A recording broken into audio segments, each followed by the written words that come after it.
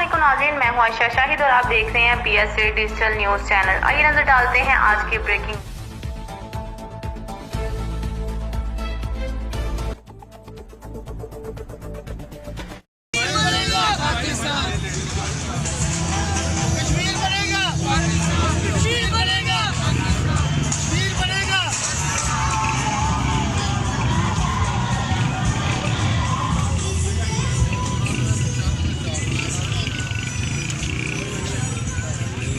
जंजीर में खड़े हैं, ये कैसा मौसम हो बहाए, ये किसकी कश्मीर में खड़े हैं जो आजादी की तमन्ना, वो चल रहे थे वो चल रहे, जिसने आग जन्नत में है लगाई।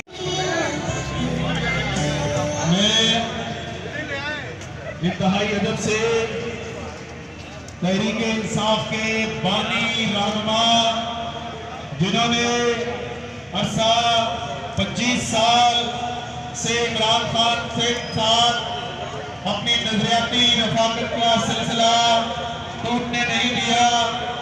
हर जदोजहद में, हर मुश्किल मरहले में इमरान और उनकी सारी टीम को, अली शुक्रान और उनकी सारी टीम को, अदील भट्ट साहब, मेरी जान नासिर भट्ट साहब, आप सबको दिल की गहराइयों से खुशामदीद कहते हैं।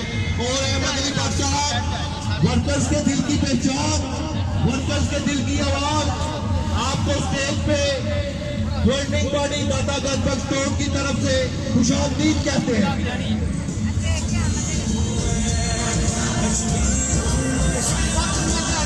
General secretary